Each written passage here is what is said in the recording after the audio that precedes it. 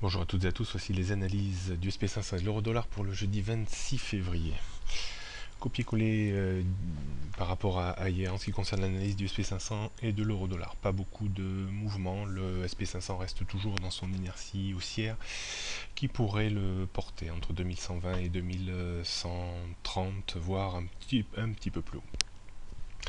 Il faudrait une rupture dans un premier temps de 2100 points, puis 2080 pour infléchir un petit peu la hausse qui est en place depuis début février maintenant, et surtout la rupture de 2060 points pour engager un retour dans l'ancienne dérive horizontale entre 2065 et 1965 points.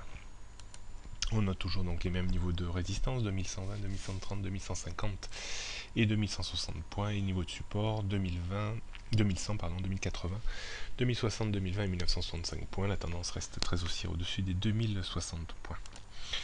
L'euro-dollar reste toujours dans cette zone de congestion au sens large, entre 1,1260 et 1,15, au sens strict, disons, entre 1,13 et 1,1450.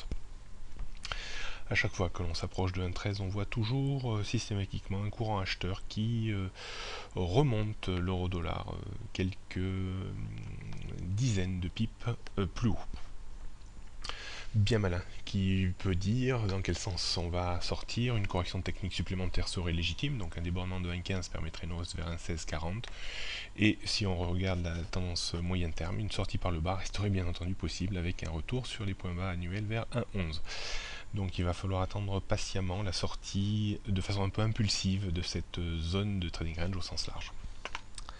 On note donc une résistance à 1,1450 avant 1,15, 1,1640, 1,1750, 1,1870. Support 1,13, 1,1260, 1,11. La tendance reste baissière bien entendu à moyen terme en dessous de 1,20.